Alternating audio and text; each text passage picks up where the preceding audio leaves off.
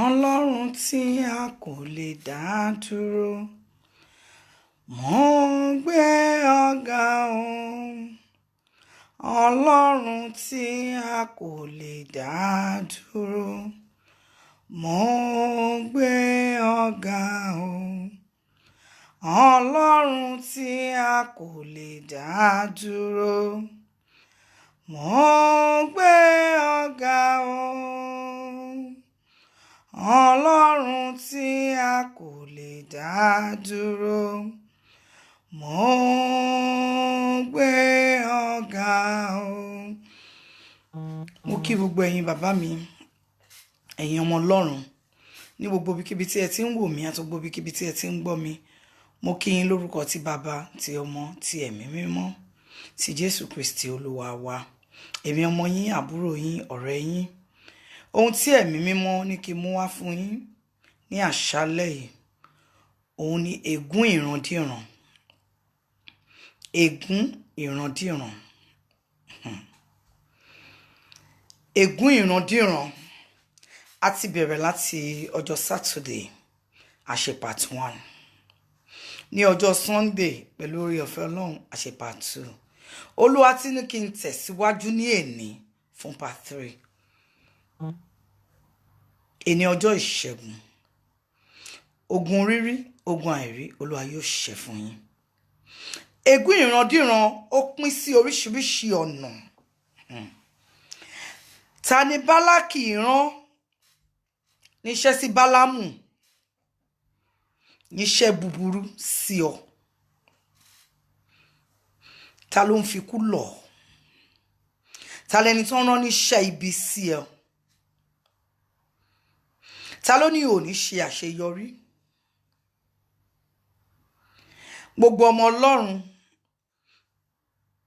ègún ìrandíran Olúwa yóò yẹ̀ kúrò lórí wa.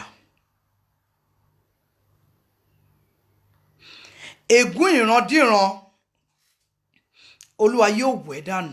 Ẹ̀jẹ̀ Jésù tó ta kalẹ̀ lórí òkè Káfárì, Olúwa yóò wẹ̀ dànù kúrò lórí wa. Kí là ń pè ní ègún? Kí là ń pè ní èpè? Ègún ìrandíran. A lè ti gbọ́ rí, a dẹ̀ lè má ti gbọ́. Àmọ́ ègún ìrandíran ohun tó ní agbára ni, tó ń bá ọ̀pọ̀lọpọ̀ ènìyàn jà, tó ń jẹ́ kí ọ̀pọ̀lọpọ̀ wà ní ojú kan. Ẹlòmíì á wọṣọ gidi, ẹlòmíì á wọ bàtà. Àmọ́ nǹkan tó ń bàjà ó ju nǹkan tí ẹ̀yin fojú rí lọ. Ẹni tó bá lójú inú, tó bá ń bọ̀ níta ló máa múra. Tẹ́lòmíì bá wà nulé á bú sẹ́kún, kò sẹ́ni tó máa rẹ̀ lẹ́kún. Ègún ìrandíran. Wọ́n tún máa ń pàṣẹ over sórí ọmọ ẹni tí ò bá tètè nífura. Ègún ìrandíran ó ti bà ọ̀pọ̀lọpọ̀ láyé jẹ́. Ègún ìrandíran ó ṣẹlòmíì dá láìmọ̀ṣe. Tán bá rí ẹlòmíì táyé ẹ̀ ń dá, àmọ́ torí èpè tó ti wà lórí àwọn, wọn a máa bínú.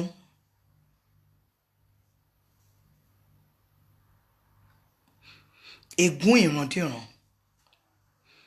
ohun tó ní agbára ni. Àmọ́ báwo ni a ṣe máa wẹ ègún yìí kúrò lórí wa? Báwo ni èpè yìí ṣe máa kúrò lórí wa? Báwo la ṣe ní fi ran àwọn ọmọ lọ́mọ tó jẹ́ pé jẹ́jẹ́ wọn lọ́jọ́ kò sọ̀rùn, àwa la pè wọ́n wáyé. Àwọn bàbá wa ti jẹ èso àjàrà. Èyí ń kan àwọn ọmọ. Àmọ́ oore ọ̀fẹ́ Jésù Kristi, wọ́n ní ká má pa òwe yẹn mọ́. Pé ẹni tó bá dẹ́ṣẹ̀, ìka tó bá ṣẹ̀ báyìí, òun ni ọba máa bá wí. Olúwa lòun yọ wá kúrò nínú ẹ̀. Àwọn ègún ìrandíran. Olúwa ní gbogbo ẹni tó bá ti wà nínú Kristi ó ló ti di ẹ̀dá tuntun. All things are passed away. Gbogbo èpè ìrandíran Olúwa wẹ̀ dànù. Àmọ́ púpọ̀ nínú wa tálá gbàgbélébù pé a tẹ̀lé Jésù.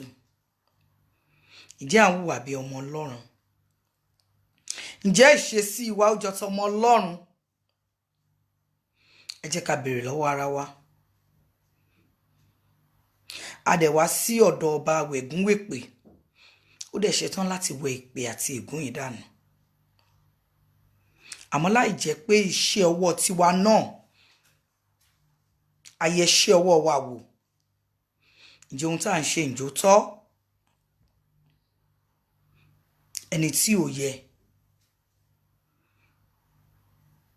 Ẹni tí ò yẹ kò fi ẹ́ ṣeré. A gbá ẹ lójú tí ò sí nǹkan tó máa ṣe. Ẹ jẹ́ ká ti ibi pẹlẹbẹ, ẹ jẹ́ ká wò láti bí. Ẹ wo orílẹ̀-èdè wa Nàìjíríà. Kí ló ń jà ràn-ìràn níbẹ̀? Ègún àti èpè ni. Ẹ̀jẹ̀ aláìṣẹ̀ ń sunkún. Ó ń ké tantan nílùú Nàìjíríà. Ẹ̀jẹ̀ aláìṣẹ̀ ń pariwo ẹ̀san.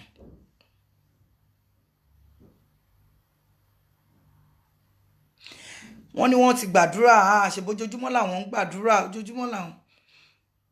Àmọ́ bí a ṣe ń gbà ṣayí padà, a tún padà sínú ẹ̀ náà ni.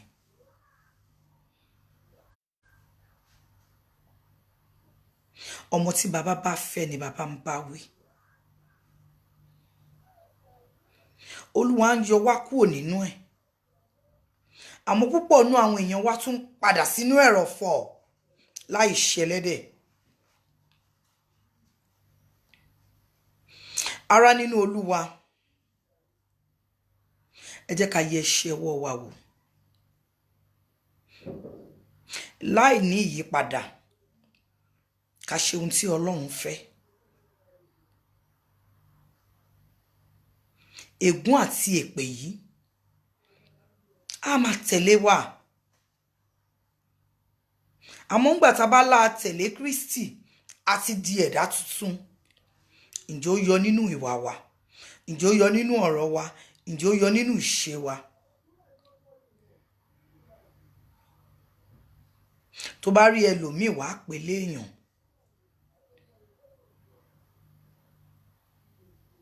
Kí ló ń jà ràn-ìràn káàkiri gbogbo àgbáláyé? Ègún àti èpè ni. Ní gbogbo ibi ni. Àmọ́ ẹni tó bá súnmọ́ Ọlọ́run, tó di òpó Ọlọ́run mú ṣinṣin. Ó ní búburú kan kì yóò ṣubú lù wá, bẹ́ẹ̀ ni àrùn kan kì yóò súnmọ́ ilé wa. Ó ní kìkì ojú ni àwa yóò fèrè, ṣùgbọ́n kì yóò súnmọ́ ọ̀dọ̀ wa. Nítorí pé a gbé ọkàn lé. A dẹ̀ ń wùwà tòótọ́. A dẹ̀ ń rìn nínú òtítọ́. Àmọ́ nígbà tá bá la gbọ́ Ọlọ́run gbọ́, níbi tó tiẹ̀ lágbára dé. Mo wo fídíò kan lé ní ẹ̀rọ Ọlọ́run bà mí. Èèyàn 500 wọ́n ti wá gan bí stockfish. A níbẹ̀rù Ọlọ́run.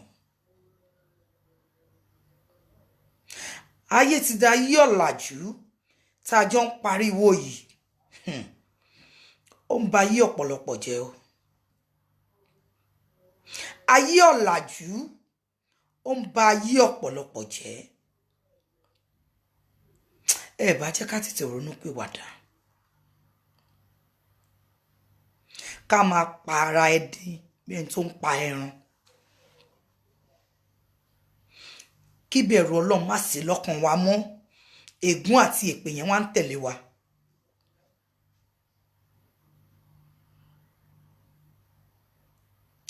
kò bá dáa kó ní kálukú tètè yẹ iṣẹ́ ọwọ́ rẹ̀ wò. Ẹ jẹ́ ká yí padà kó nù wà ìtọ́.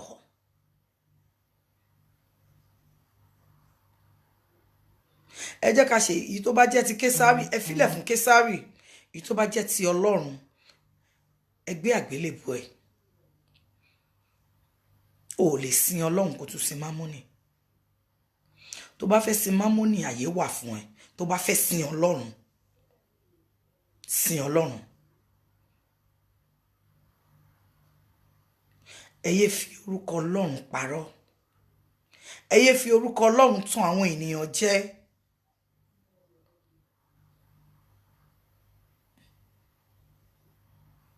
Ìdájọ́ Olúwa ń bọ̀. Yóò san fún oníkálukú gẹ́gẹ́ bí iṣẹ́ ọwọ́ rẹ̀. Ọ̀pọ̀lọpọ̀ ìránṣẹ́ Ọlọ́run, ègún àti èpè ń tẹ̀lé wọn.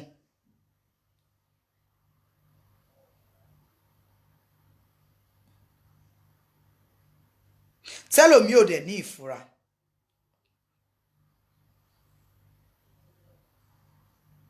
Ẹ jẹ́ ká wo Joshua. Ó ń ṣiṣẹ́ àmì, ó ń ṣiṣẹ́ ìyanu. Tí ò dẹ̀ mọ̀ pé balógun Páṣíà ti dènà àdúrà wọn, gbogbo àdúrà tó ń gbà kò jẹ́ ìtẹ́wọ́gbà. Wọ́n lè máa ṣe mírèkù lóòótọ́ lórúkọ Olúwa. Torí ọba tó ní iṣẹ́ kò ní jẹ́ kí iṣẹ́ òun bàjẹ́.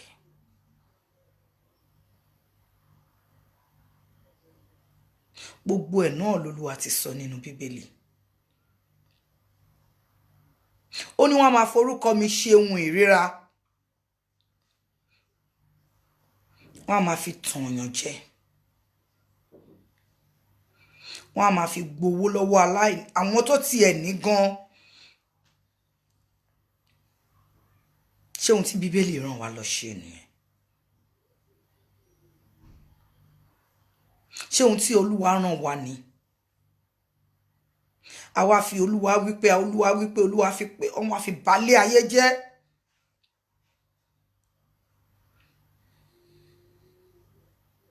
Olúwa yóò béèrè ẹ̀ lọ́wọ́ rẹ̀.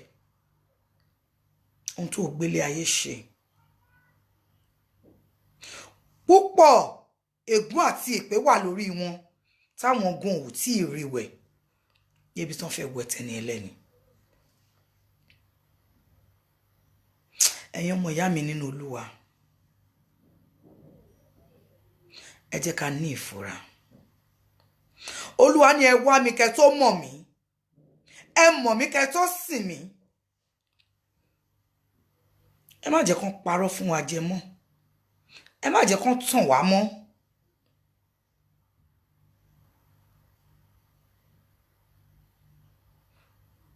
Àwọn Mùsùlùmí á ní tó bá rú ẹ lójú ṣàgé àlùwàlá ẹ̀ kò bọ́ lọ́wọ́n ẹ sọ̀rọ̀. Àwa Kìrìsìtẹ́nì náà tó bá rú ẹ lójú gbàwẹ̀ àtàdúrà kò mú Bíbélì ẹ̀. Ó ní ọmọ ò ní béèrè àkàrà kí bàbá rẹ̀ fún lókùtà.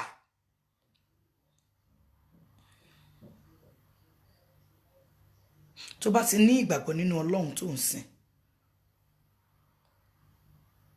tó ń fi tọkàntọkàn sin Ọlọ́run tí ò gọ Ọlọ́run, tó bá ń gbàdúrà tí ò bá gbà, yẹ ṣe ọwọ́ rẹ̀ wò.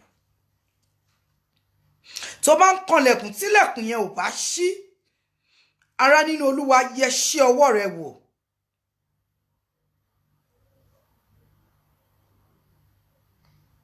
Ìbẹ̀rù Ọlọ́run ló ṣe pàtàkì. Gbogbo ìlànà ló lálẹ̀ fún wa. Ǹjẹ́ bó ṣe lálẹ̀ fún wa, ǹjẹ́ bẹ́ẹ̀ la ṣe ń tàn? Ó ní ìwọ kò gbọdọ̀ pa ènìyàn.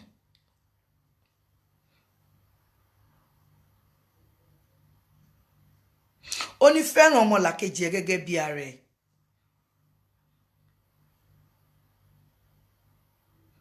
Wọ́n á gbé orí wọn sílẹ̀, ègún àti èpè wọ́n ń tẹ̀lé wọn.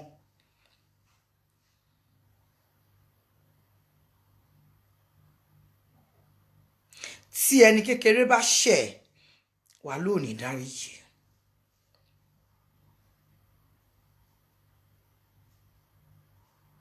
wà ní láé àfi tí bá bá wí. Kò sí agbára kankan níbi kankan lẹ́yìn Ọlọ́run. Ọba tó lè jí, tó lè pa, ọba tó lè pa, tó lè jí.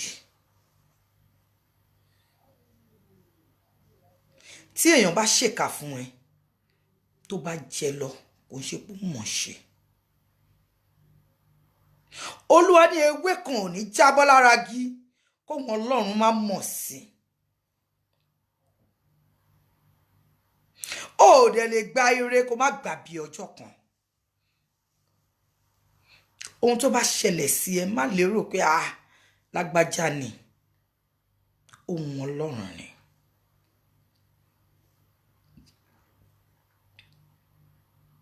Ta ló lágbára ju Ọlọ́run lọ? Ó ní òun ò dẹ̀ dá ẹni tóun ò lè mú. Ẹni tọ́lọ́run ò lè mú kò tíì dá. Kí wá lóde kí la wá ń wá kiri? Kí ló bọ́ sọnù lọ́wọ́ ọmọ aráyé?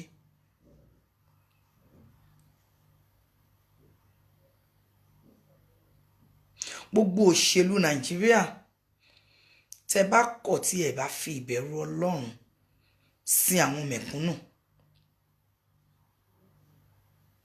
ẹ ó rí ìbínú Ọlọ́run.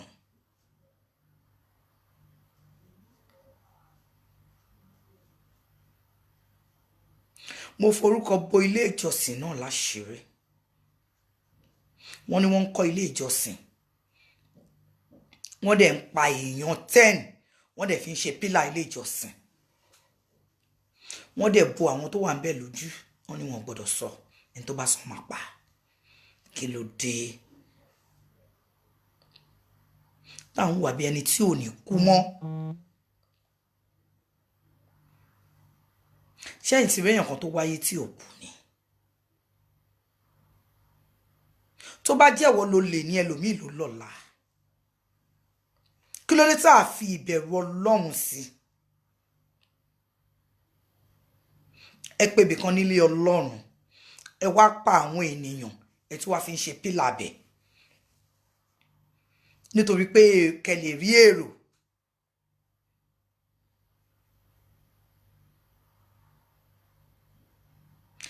Ṣẹ́rí púpọ̀ nínú ẹ̀yin tẹ́ wà láyé ń sìn, ẹ̀yin lẹ ń dá wàhálà lẹ̀. Ẹ máa rí ojúlẹ̀ báyìí. Ẹ dẹ̀ máa lọ sí àìròjú. Ẹlòmíì máa rí ọ̀nà nílẹ̀. Á dẹ̀ nígbẹ́ lòun fẹ́ lọ. Ègún ni àti èpè tó máa fi rí ẹrí ojú ńlẹ̀ tó máa láìrojú lòun wá káàkiri. Tí Olúwa máa la ọ̀nà fún ẹ tó máa ní ìnira ló fẹ́. Ègún ni àti èpè.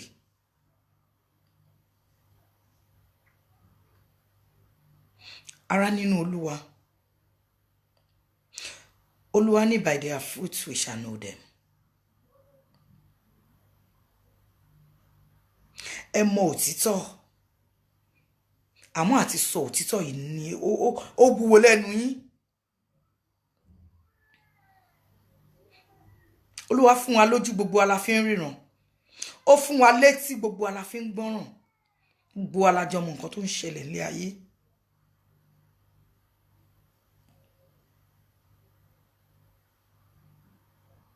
Wọ́n ń parọ́ fún yín, ẹ̀yin náà ń parọ́ fún wọn.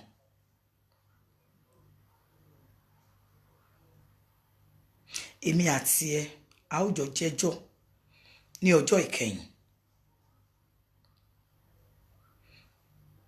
Olùgbàlà sọ ó ní ǹjẹ́ tóun bá padà dé ṣóun lè bá ìgbàgbọ́ láyé mọ́.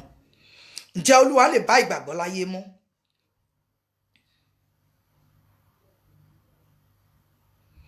Ègún àti èpè ó wá ń tẹ̀lé ọmọ Ọlọ́run. Ó wá ń tì yín gbọ̀ngbọ̀n bí ẹran orí rẹ̀ sí.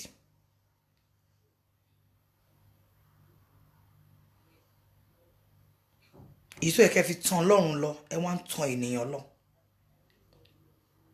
Ìtú ẹ̀kẹ́ fi wá Ọlọ́run, ẹ wá ń wá ènìyàn.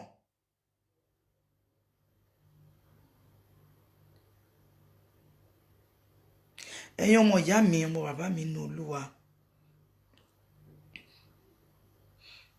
ẹ jẹ́ ká fi ìṣẹ́jú kan àbí ìṣẹ́jú méjì fi ronú. Ǹjẹ́ bí Olúwa ṣe ní ká ṣe lájọ ń ṣe yìí? Àwọn olùmíì àti ẹ̀ sọ fún wọn pé ok, jẹ́ kóun ṣayé ná, tó bá tiẹ̀ wá dọ́run òun ò mind. Ẹ má gbàgbé pé a máa pẹ́ lọ́run jayé lọ. Àjòjì la jẹ́ láyé, àwáyé wa nájà ni.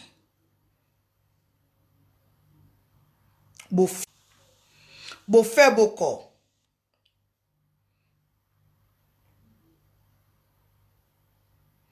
kò sí excuse. Tó bá ti yá ó ti yá ni, ohun tó bá ti ká mọ́ ẹ lọ́wọ́.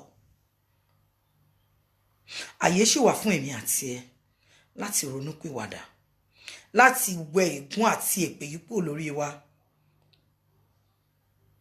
Ègún àti èpè ló ń tì ẹ́ lọ síbi tí ò yẹ kó lọ. Ẹ ní ìfura. Ègún àti èpè ló sọ ẹ́ di ẹlẹ́dẹ̀. Tó bá ṣe ń kú ònú ẹrọ̀fọ̀ kan tún bọ́ sínú ẹrọ̀fọ̀ míì. Ègún ìrandíran. Kí ló mú bàbá máa bọ́mọ ẹ̀ lájọṣepọ̀? Ègún ayérayé ni.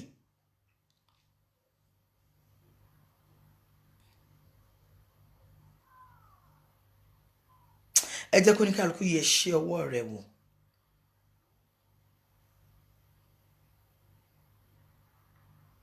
Tẹ́ bá rí ọkùnrin, àní ta ló fẹ́ fẹ́? Ọmọ mo kàn fẹ́ jẹ́ ń bẹ̀ ni. Gbogbo ẹ̀ ló máa ṣàlàyé, máa tẹ̀síwájú. Wọ́n ń kọ gbogbo ẹ̀ sílẹ̀ fún ẹ. Kò sí ẹ̀dá tó máa escape ìdájọ́. Ẹni ìṣónlẹ̀, ẹ máa ṣe. Ìdájọ́ náà súnmọ́ etílé, ó súnmọ́ etí aṣọ èmi àti rẹ.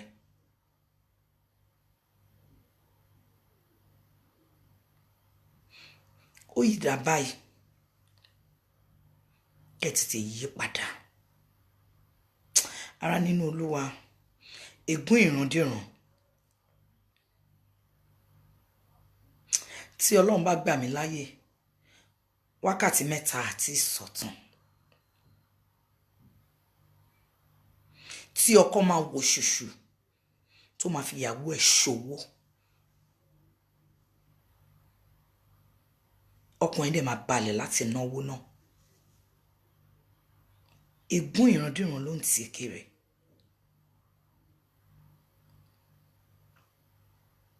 Nígbà tó bá wá jájó, a ní ohun ọmọgbà tó ń ṣe.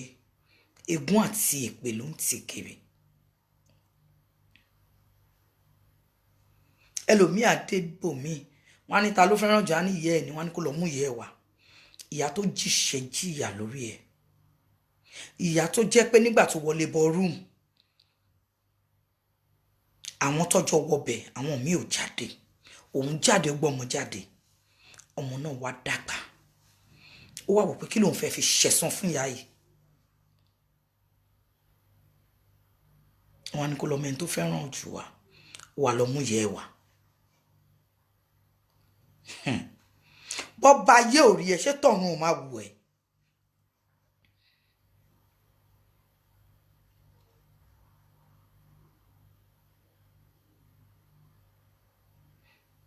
Wàá máa bọ́ ọmọ lọ́mọ sùn. Tó bá sọ fún ẹ pé alágbájá ẹ mú màlúù wá, oyún kí ni? Wọ́n ló tún máa gbé lọ́bí tó ti máa ṣẹ. Gbogbo àwọn yẹn ń dúró díẹ̀ lẹ́nu ọ̀nà.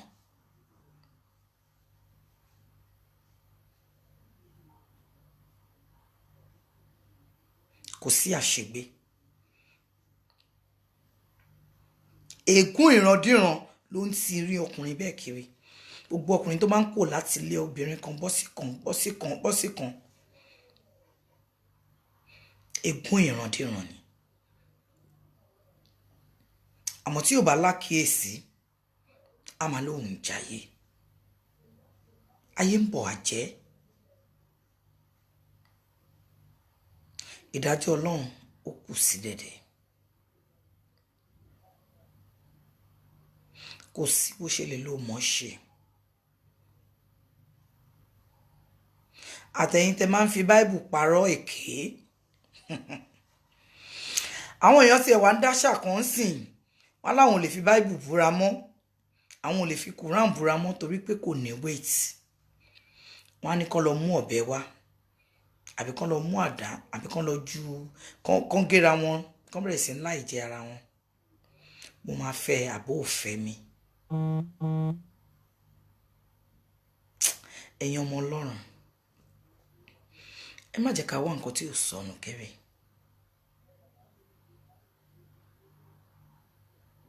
Ohun tí Ọlọ́run bá ti kọ mọ́ ẹ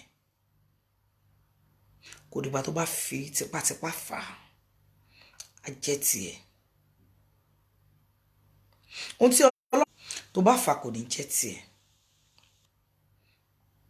Ẹ jẹ́ kí gbogbo wa dúró lórí àkọọ́lẹ̀. Àkọọ́lẹ̀ ẹ̀dá ò ní tàsé. Ẹ jẹ́ ká wẹ ìpè àti ègún kó lórí ayé àmì àti rẹ̀. Ẹ jẹ́ ká dìrọ̀ mọ́ òpó Ọlọ́run. Ẹ jẹ́ kí èmi àti ẹ ká dìrọ̀ mọ́ òpó Ọlọ́run. Nítorí pé ìjọba Ọlọ́run ó kù sí dẹ̀dẹ̀.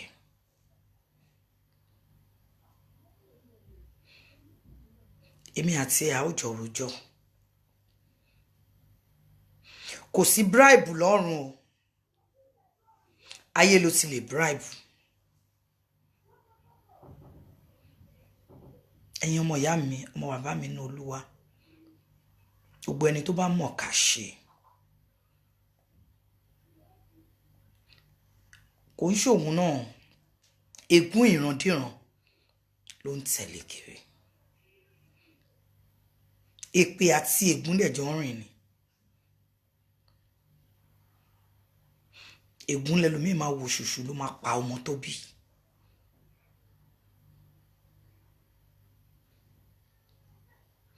Ègún àti èpè.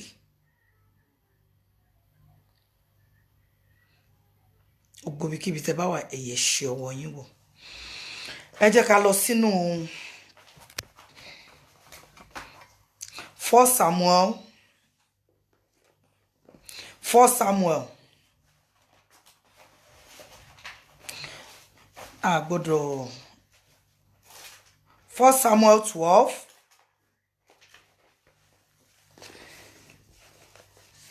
1 Samuel 12, 10 to 11. Wọ́n sì ń kígbe pé Olúwa. Wọ́n sì wí pé àwa ti dẹ́ṣẹ̀. Àwọn tí ègún àti èpè wà lórí wọn ni o.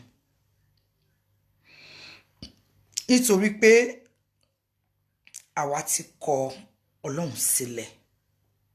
Nígbà tó bá wọ ọmọlàkejì èṣù tó pa, ó ti kọ Ọlọ́run sílẹ̀. Olúwa ní ká fẹ́ràn ọmọlàkejì wa gẹ́gẹ́ bí ara wa. Olúwa ò ní ká para wa. 1 Samuel 12, verse 10 to 11. Wọ́n nítorí pé àwọn ti dẹ́ṣẹ̀. Ìwọ náà is not too late. Then they cried out to the Lord and said, we have sinned because we have forsaken the Lord and served the Baals. Kàkà kan máa sìn Ọlọ́run, wọ́n ń sìn òrìṣà. Wọ́n wá padà wá bá Ọlọ́run pé kó gbà wọ́n sílẹ̀. Nítorí pé Ọlọ́run aláàánú ni, Ọlọ́run olóore ọ̀fẹ́ ni, ó fàánú gbà wọ́n. Ìwọ náà má lérò pé àbò tí ó ti ṣe kinní fún mi, Olúwa ò lè gbà mí. Olúwa gbà ọ́. Níwọ̀n tó bá sáré tàn Ọlọ́run wá, sọ fún Ọlọ́run pé Olúwa mo ti dẹ́ṣẹ̀. Mo ti ṣèwà ìríra. Olúwa dáríjì mi. Olúwa yóò dáríjì ẹ́. Ní gbogbo ibikíbi tí ẹ bá wà ẹ yẹ iṣẹ́ ọwọ́ yín wò kẹ́ sáré padà tọ̀ Ọlọ́run wá pé kó dáríjì yín. Olúwa yóò dáríjì yín, ọba olùdáríjì ẹ̀ṣẹ̀ ni.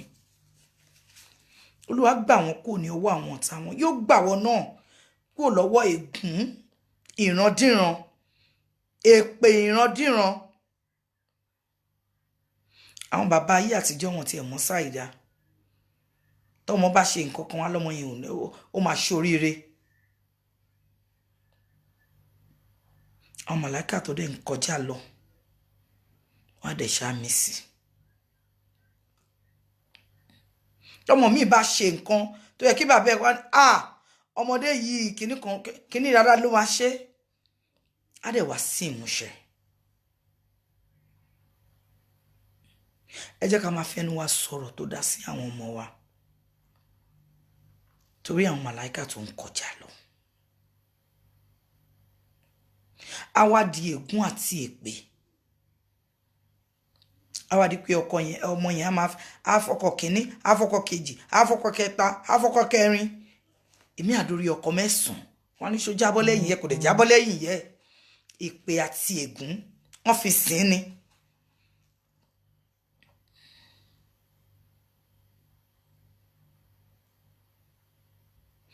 Gbogbo ọ̀rọ̀ tó ń jábọ́ lẹ́nu wa ká kíyèsí ègún àti èpè. Ẹ jẹ́ ká tẹ̀síwájú. Ẹ jẹ́ ká wo 2 Corinthians.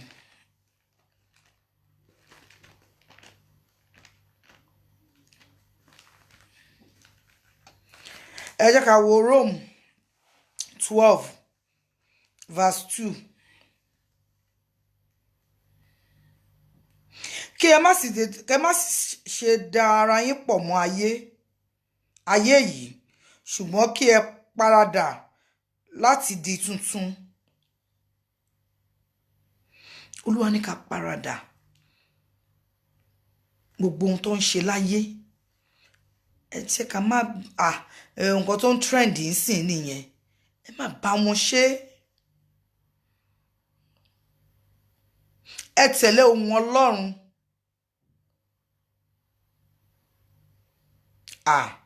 Ọmọ nǹkan tó wà invoke ni o. Ará nínú Olúwa kò ń ṣe ohun tí Ọlọ́run ní ká ṣe nìyẹn. And do not be confounded to this world, but be transformed by the renewal of your mind, that you may prove what is that good and acceptable and perfect will of God. Ohun tí Ọlọ́run bá fẹ́ ká ṣe, òun ni kẹ́ jẹ́ ká ṣe. Ẹ má tẹ̀lé èrò. Ẹ má tẹ̀lé èrò. Ẹ tẹ̀lé ohun Ọlọ́run.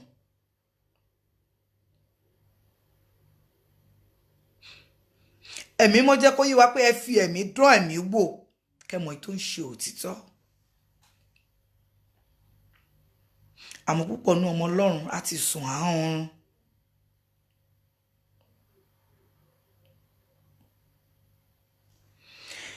Ẹ jẹ́ ká tẹ̀síwájú. 2 Corinthians 5:17.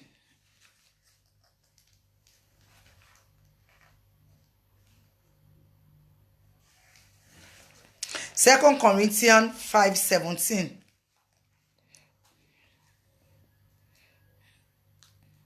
Nítorí náà, bí ẹnikẹ́ni bá wà nínú Kristi, ó di ẹ̀dá tuntun.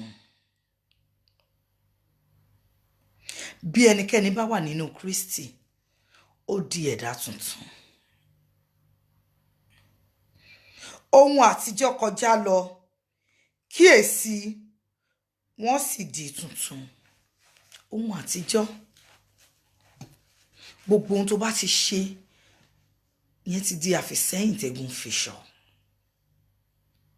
Nígbà tó bá ti jẹ́ tọ́ Ọlọ́run, Therefore, if anyone is in Christ, he is a new creation. All things have passed away. Behold, all things have become new. Ogbon tó ti ṣe sẹ́yìn yẹn, Olúwa fojú fò. Olúwa fojú fò dohun àtijọ́. Ó dohun ìgbàgbé. Àmọ́ nígbà tó bá lọ wà nínú Kristi, tó tún wá wu ìwà ìríra. Bí ẹni tó ń fi igi gún Ọlọ́run lójú ni.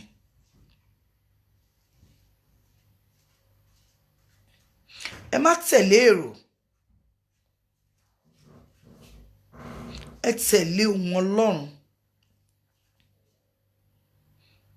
Gbogbo ibikíbi tó máa ti ń ṣètò Ọlọ́run, ẹ lọ síbẹ̀. Ohun ayé máa bá ayé lọ. Gbogbo ohun tí à ń wò láyé ó máa bá ayé lọ. Ọ̀rọ̀ Ọlọ́run nìkan ló máa wà. Àìkú ni.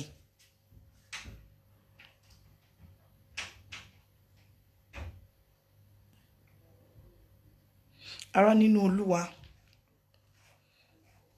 mo nígbàgbọ́ pé ìwọ̀nba yìí tá sọ yìí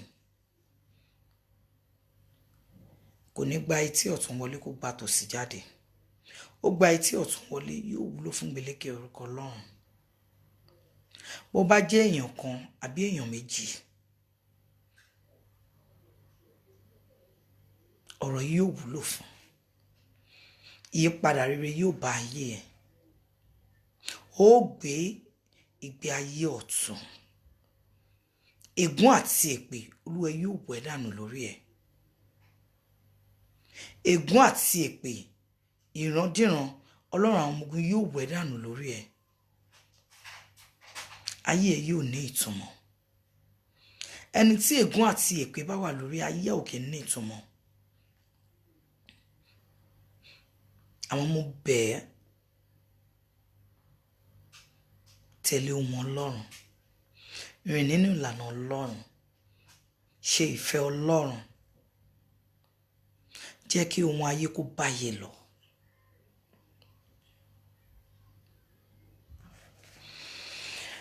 Àmọ́ nísinsìnyí, ẹni tó bá ẹ jẹ́ ká wo ẹni tó bá ní time láti ka Romans 12:1-2, 1 Samuel 16:12. Nítorí pé a ò ní àsìkò púpọ̀.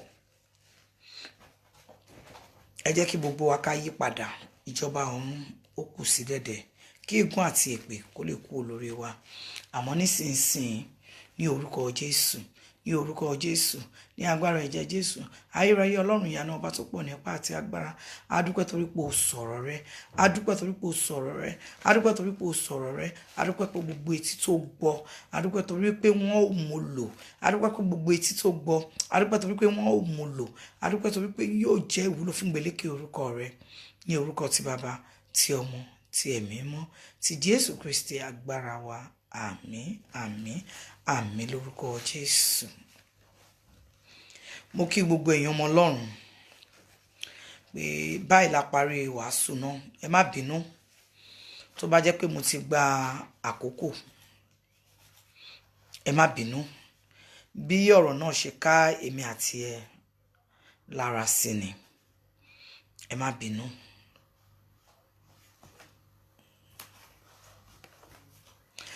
Ẹ jẹ́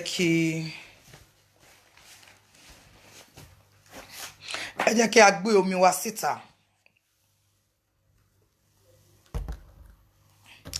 Ẹ jẹ́ ká gbé omi wa síta.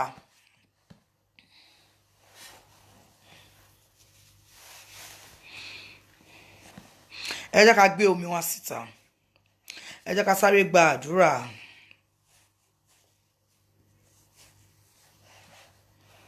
Ní orúkọ Jésù, ní orúkọ Jésù, ní agbára ẹ̀jẹ̀ Jésù, ayérayé Ọlọ́run ìyanu. Ègún wo ló ń sọ pé ayé ẹ̀ ò ní nítumọ̀? Ọlọ́run àwọn ọmọ ogun kò gbàgbára lọ́wọ́ ẹ̀. Ègún wo ló ń sọ pé ayé ẹ̀ kò ní ní ìtumọ̀? Ègún wo ló lò máa dá ẹ jókòó sí ojú kan? Ọlọ́run àwọn ọmọ ogun ò kò gbàgbára lọ́wọ́ ẹ̀, kò fagbára ẹ̀ kó sọ́dọ̀fò. gbogbo agbára láyé àti lọ́run ọwọ́ Jésù Kristi ló wà. Gbogbo agbára láyé àti lọ́run ọwọ́ Jésù Kristi ló wà. Ta ló ń fi ègún àti èpè lé àwọn èso ẹ̀ kiri? Ayérayé Ọlọ́run ìyanu, mo yí padà lórí àwọn ọmọ náà, kó Olúwa kó bù ẹ́ dànù. Ẹ̀mí mọ́ ẹ̀bù ẹ́ dànù. Ayérayé o, ẹ̀bù ẹ́ dànù. Ta ló sọ pé ò ní jẹun ọmọ? Ní orúkọ Jésù, gbogbo agbára bẹ́ẹ̀ kó sọ agbára nù. Ta ló sọ pé ò ní jẹun ọkọ? Ta ló ń fọwọ́ sọ̀yà pé ò ní jẹun ọkọ? Mo pa láṣẹ, mi ò dá lábàá. Gbogbo orú agbára bẹ́ẹ̀ ó ní kó fọwọ́ rẹ̀ ṣe rẹ̀.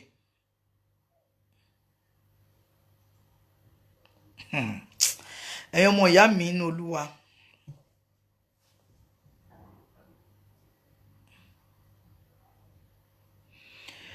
bàtà bá ní Ọlọ́run, ọba tó tó gbójúlé, Ọlọ́run tó tó fẹ̀yìntì,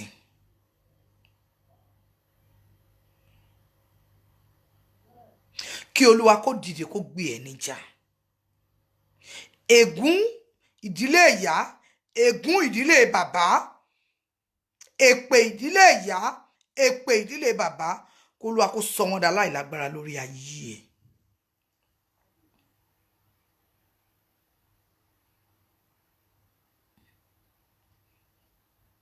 Ta ló sọ pé ò ní rọ́mọ gbéjọ?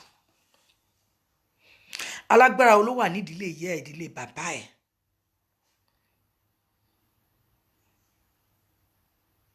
tó lóun ti mú ilé ọmọ ẹ? Ta ló ń sọ nígbà tí Olúwa ò wí? Ta lẹni náà? Ní orúkọ Jésù Kristi ti Násárẹ́tì, ó yá gbalé ọmọ ẹ.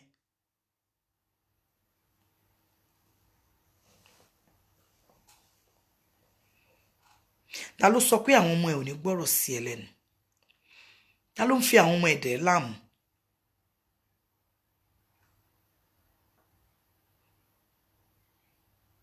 Ta ló ń fi àwọn èso ẹ̀dà ẹ láàmú tó ní àwọn ọmọ ẹ ò ní gbọ́rọ̀ sí ẹ lẹ́nu? Ní orúkọ Jésù, ní agbára ẹ̀jẹ̀ Jésù, ayérayé Ọlọ́run ìyanu, gbogbo ojú tó ń wò mí, gbogbo etí tó ń gbọ́ mi, gbogbo ẹni tó máa ń fọmọ yín dà yín láàmú, Ọlọ́run àwọn ọmọ ogun o, ó yá agbára lọ́wọ́ wọn, gbogbo wọn àmúṣagbára wọn, Olúwa jẹ́ kó dojú ìjà kọ wọn. Gbogbo wọn àmúṣagbára wọn kó dojú ìjà kọ wọn. Gbogbo wọn àmúṣagbára wọn kó dojú ìjà kọ wọn. Gbogbo wọn àmúṣagbára wọn kó dojú ìjà kọ wọn.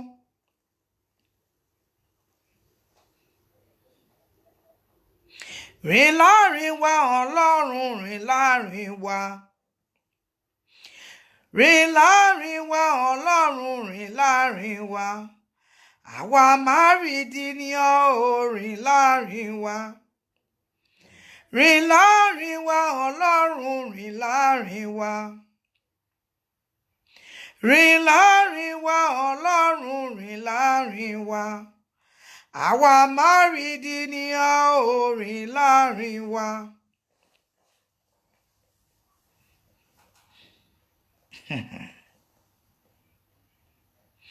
Ta ló ń fi lẹ́tà ayọ̀ ẹ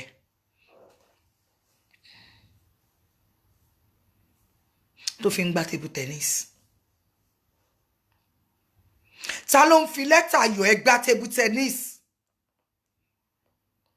Mo gbà padà pẹ̀lú agbára iná àti àrá. Ó yá gbà á. Ní orúkọ Jésù, mo ní ó gbà á.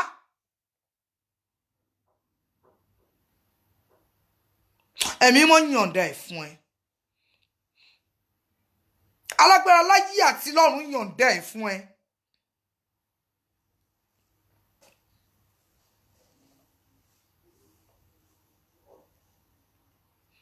Kí lẹ ò lè ṣe Ọlọ́run mi?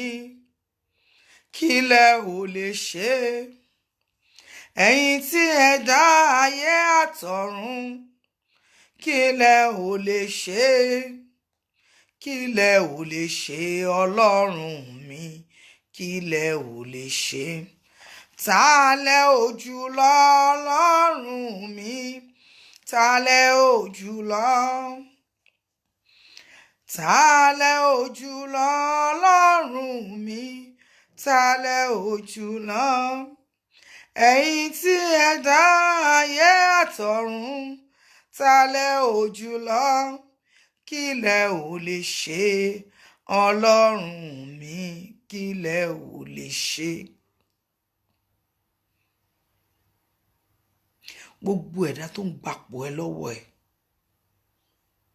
tó wá lọ sọmọgì wọ́n gba ipò lọ́wọ́ ẹlòmíì wọ́n dẹ̀ lọ sọmọgì. Bẹ́ẹ̀ ni Ọlọ́run àwọn ọmọ ogun wí. Wọ́n gba ipò ẹ wọ́n dẹ̀ lọ sọmọgì. Ọba àwọn ọba o.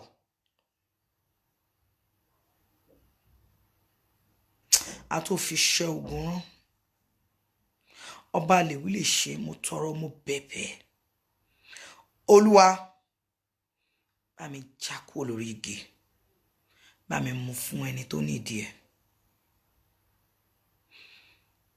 Ẹni tó ní ìwúlò ẹ̀, Olúwa bá mi mú lé lọ́wọ́.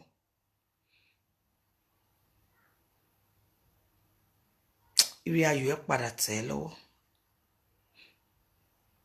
Oní testimony ayọ̀.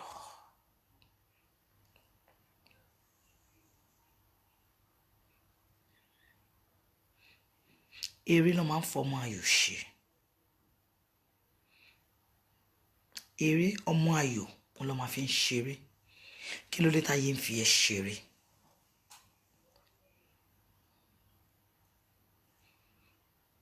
Kí ló dé tó fara ẹ sílẹ̀?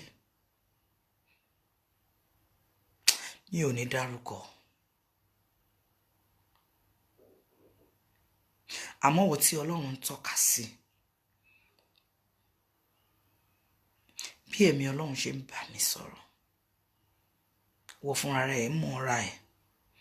Kí ló dé tó ń jẹ́ kó máa fi ẹ́ ṣeré bí ọmọ ayọ̀?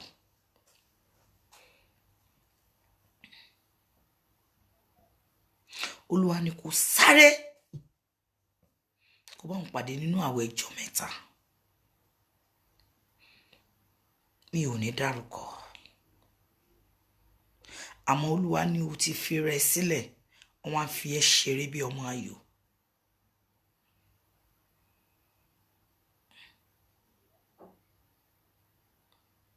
Gbogbo ohun tó yẹ kó fi ní lọ síwájú.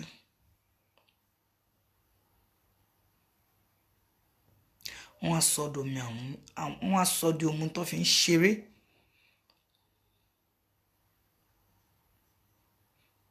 Ìwọ tí mò ń sọ yìí ọmọ rẹ̀.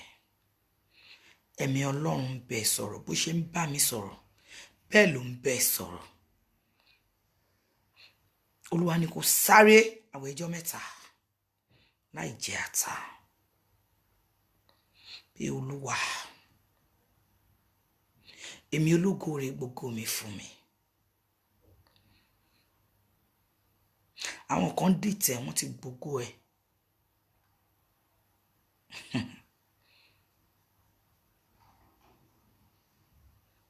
Wọ́n á sọ ọ̀tá ẹ̀ di kòròfo. Olúwa ni kò bá wọn pàdé nínú àwẹ̀ ọjọ́ mẹ́ta láì jẹ ata.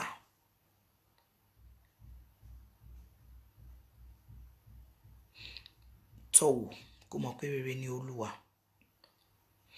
Wọ́n tí Olúwa ń tọ́ka sí yẹn, ẹ̀mí Ọlọ́run tàn ẹ́ lọ. Ọmọ rẹ̀ mi ò ní dárúkọ.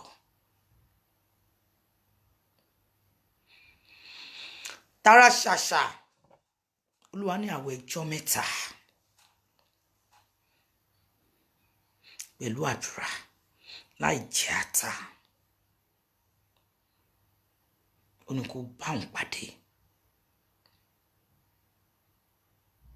Àwẹ̀ ọjọ́ mẹ́ta láì jẹ ata. Ohun tí wọ́n ti gbà lọ, Olúwa fẹ́ dá padà fún ẹ. Ohun tí wọ́n ti gbà lọ, Ọlọ́run àwọn ọmọ ogun ṣetán láti dá padà fún ẹ. àmọ́ ẹnu ẹni la fi ń kọ méje. Olúwa ní kó bá òun pàdé ní àwẹ̀ ìjọ mẹ́ta. Mo jíṣẹ́ tó rán mi. Tó bá ṣe wà yìn Ọlọ́run lógo.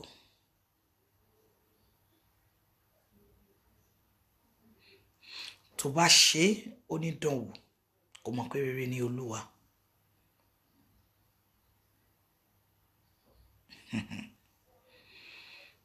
Agbára ń bẹ bí tàtijọ́, àwa là sin bàbá bí tàtijọ́. Dán Ọlọ́run wò kò mọ̀ pé rere ni. Àlàáfíà fún gbogbo ọmọ ìjọ Ọlọ́run.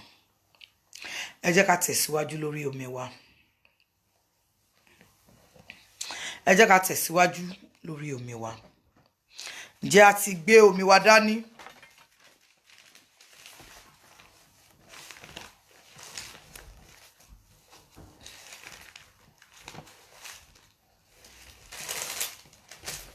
Ẹ jẹ́ ká gbé omi wa dání.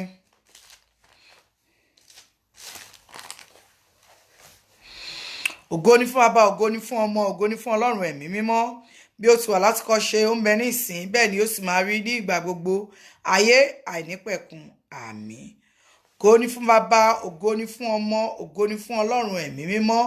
Bí ó ti wà láti kọ́ ṣe, ó ń bẹ ní ìsìn, bẹ́ẹ̀ ni ó sì máa rí ní ìgbà gbogbo, ayé àìnípẹ̀kun. Àmín. Ògo ni fún Baba, ògo ni fún Ọmọ, ògo ni fún Ọlọ́run ẹ̀mí mímọ́. Bí ó ti wà láti kọ́ ṣe, ó ń bẹ nísìn, bẹ́ẹ̀ ni ó sì máa rí ní ìgbà gbogbo, ayé àìnípẹ̀kun. Àmín. Olúwa ni agbẹ́kẹ̀ wa lé, a sì ti ṣe wí fún ọkàn wa pé sáà bí ẹyẹ lọ sí òkè yìí, sáà kíyèsí àwọn ènìyàn búburú tí ń fa ọrùn wọn lé. Wọ́n fi ọfà sùn ní ojú ọ̀sán, kí wọ́n kí ó lè ta ní òkùnkùn sí ọlọ́kàn dídúró. Bí ìpìlẹ̀ bá bàjẹ́, Olúwa ní kí ni olódodo yóò ṣe? Olúwa ń bẹ nínú tẹ́ḿpìlì mímọ́ rẹ̀. Ìtẹ́ Olúwa ń bẹ ní ọ̀run. Ojú rẹ̀ ń wò, ìpépé ojú rẹ̀ ń dán àwọn ọmọ ènìyàn wò. Olúwa ń dán olódodo wò, ṣùgbọ́n ènìyàn búburú àti ẹni tí ń fẹ́ ìwà agbára ọkàn rẹ̀ kórìíra. Lórí ènìyàn búburú ni yóò rọ̀jò. Èyí gbiná àti ìmí ọjọ́ àti ìjì gbígbóná. Èyí ni ìpín àgọ́ wọn. Nítorí olódodo ni Olúwa, ó fẹ́ òdodo. Àwọn ẹni tí ó dúró ṣinṣin yóò rí ojú rẹ̀. Àmín. Ní orúkọ Jésù. Èmi yóò fẹ́ ọ gbogbo ayé mi yìn Olúwa. Ẹ̀yin náà yóò fi gbogbo ayé yín yìn Olúwa. Àwa yóò sì fi gbogbo iṣẹ́ ìyanu rẹ̀ hàn. Òun ni tá à ń ṣe yìí. Àwa yóò yọ̀, àwa yóò sì ṣe inú dúndùn nínú rẹ̀. Àwa yóò sì kọrin ìyìn sí orúkọ rẹ̀. Ìwọ ọ̀gá ògo jùlọ. Nígbà tí àwọn ọ̀tá wa bá pẹ̀yìndà, wọn ó ṣubú, wọn ó sì ṣègbé níwájú rẹ̀. Nítorí ìwọ ni o ti mú ìdájọ́ mi àti ìdí ọ̀rọ̀ wa dúró. Ìwọ ni o ti jókòó lórí ìtẹ́ tí ò ń ṣe ìdájọ́ òdodo. Ìwọ bá àwọn orílẹ̀-èdè wí, ìwọ pa àwọn ènìyàn búburú run, ìwọ sì pa orúkọ wọn rẹ́ láé àti láéláé.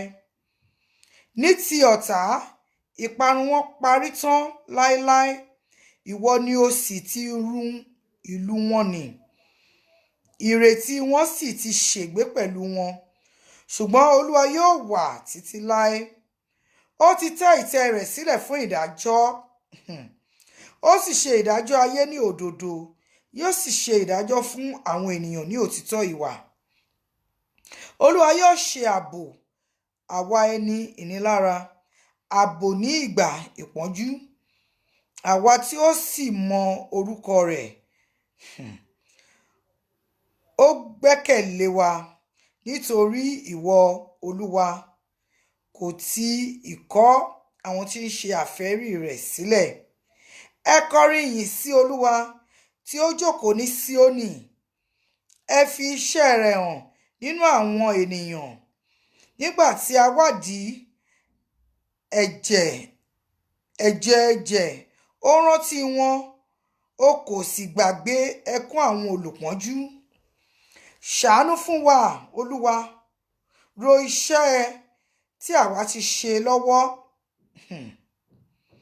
Àwọn tí ó kórìíra wa, wọ́n sì ti gbé orí sókè kúrò ní ẹnu ọ̀nà ikú. Kí àwa kí ó lè máa fi gbogbo ìyìn hàn ní ẹnu ọ̀nà ọmọbìnrin Síónì, àwa yóò sì máa yọ̀ ní ìgbàlà rẹ. Àwọn orílẹ̀-èdè jí sínú òfin tí wọ́n wà, nínú àwọn tí ó ti wọ̀ dé sílẹ̀ ní ẹsẹ̀ ara wọn kọ́. Àwa a mọ Olúwa nípa ìdájọ́ tí ó ṣe, nípa iṣẹ́ ènìyàn búburú tí a ti fi dẹ́kun mu. Orí àwọn ènìyàn búburú ni a ó dá sí ọ̀run àpáàdì, àti gbogbo orílẹ̀-èdè tí ó gbàgbé Ọlọ́run, nítorí pé a kì yóò gbàgbé àwọn aláìní láéláé. Àbá àwọn tálákà yóò ṣègbé láéláé. Ìwọ dìde, má ṣe jẹ́ kí ènìyàn kí ó borí Ọlọ́run. Jẹ́ kí a ṣe ìdájọ́ àwọn orílẹ̀-èdè níwájú rẹ. Dẹ́rùbà àwọn Olúwa, kí àwọn orílẹ̀-èdè kí ó lè mọ ara wọn pé ènìyàn ṣáà ni wọ́n. Àmín. Àmín ní orúkọ Jésù. Olúwa, àwọn tó yọ wá lẹ́nu ti pọ̀ tó yẹ, ọ̀pọ̀lọpọ̀ ní àwọn tó dìde sí wa, ọ̀pọ̀lọpọ̀ ní àwọn tó ń tí ọkàn wa pé ìrànlọ́wọ́ kò sí fún wa nípa ti Olúwa, ṣùgbọ́n àwọn Olúwa ni àṣà fún wa, ògo wa àti olùgbórí wa sókè. Àwa fi ohùn wa kígbe sí Olúwa, ó sì gbóhùn wa láti òkè mímọ́ rẹ̀ wá. Àwa dùbúlẹ̀, àwa sì sùn, àwa sì jí, nítorí tí Olúwa ń tì wá lẹ́yìn. Àwa kì yóò bẹ̀rù ọ̀pọ̀lọpọ̀ ènìyàn tí wọ́n rọ̀gbà yí wa ká. Dìde, Olúwa, gbà wá, Ọlọ́run wa, nítorí wọ́n lolúgbà àwọn táwa ní egungun eríkè. Wọ́n sì ka eyín àwọn ènìyàn búburú. Tí Olúwa ní ìgbàlà, ìbùkún rẹ̀ sì ń bẹ lára àwa ènìyàn rẹ̀. Àmín. Àmín lórúkọ Jésù. Ẹ jọ̀ọ́, ṣé gbogbo wa ti gbé omi wa?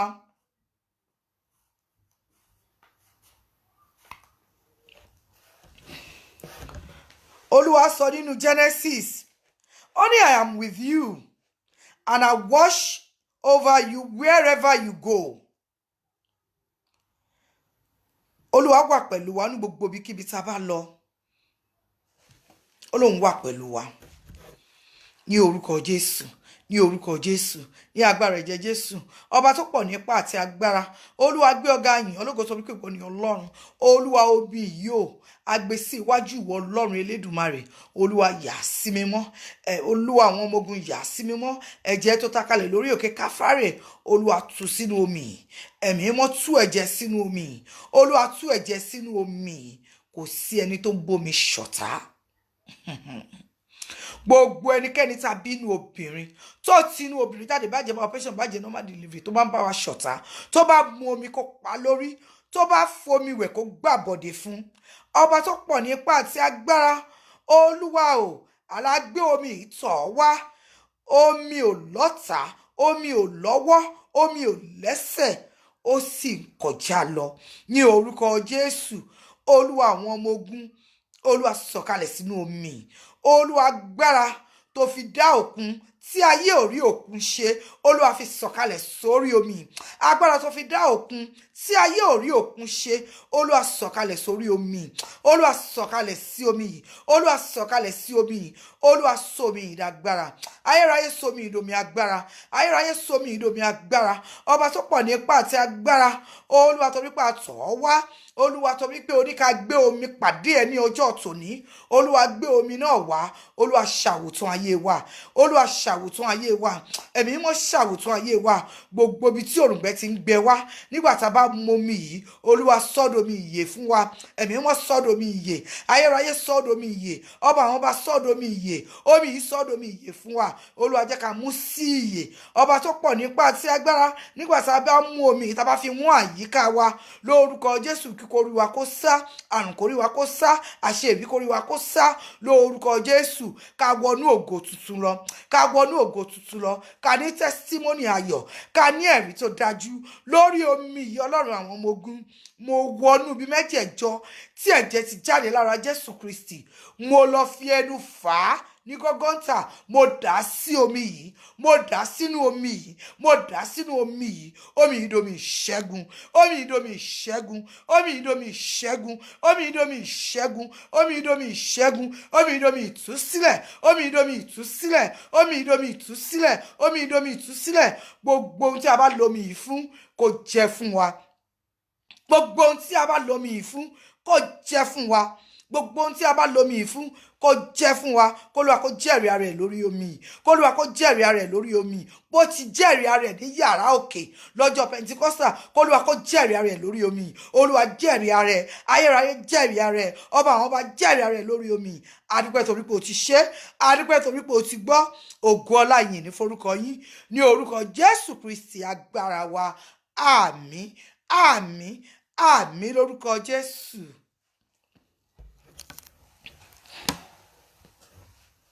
Torí pé ṣe àánú yín máa dúró torí pé ṣe àánú yín máa dúró torí pé ṣe ayérayé o torí pé ṣe o torí pé ṣe àánú yín dúró bàbá ní wákàtí gbéṣẹ́ ọwọ́ rẹ̀ ga o kí gbogbo ayé lè mọ̀ pẹ́yìn lẹ rán mi níṣẹ́ lásán láyé má mi gbógun wákàtí náà dé táyé ó wá rírì lábẹ́ agbára mímọ́ Jésù bàbá ní wákàtí gbéṣẹ́ ọwọ́ rẹ̀ ga o kí gbogbo ayé lè mọ̀ pẹ́yìn lẹ rán mi níṣẹ́ lásán láyé má mi gbógun wákàtí náà dé táyé ó wá rírì lábẹ́ agbára mímọ́ Jésù bàbá ní wákàtí gbéṣẹ́ ọwọ́ rẹ̀ ga o kí gbogbo ayé lè mọ̀ pẹ́yìn lẹ rán mi níṣẹ́ lásán láyé má mi gbógun wákàtí náà dé táyé ó wá rírì lábẹ́ agbára mímọ́ Jésù. A ní ìṣẹ́jú 5 ohun tí a bá fẹ́ kí Ọlọ́run kó ṣe fún wa.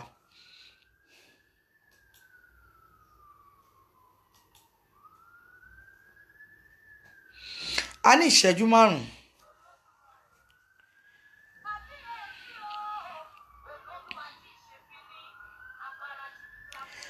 Agbára tí arẹwà lóde ọ̀run àkọ́bí nínú àwọn òkú ni arógun má ṣojo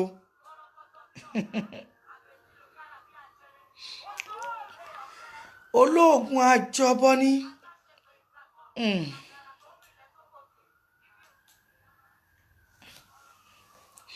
ohun tí a bá fẹ́ kí Ọlọ́run kó ṣe fún wa ní ìṣẹ́jú 5.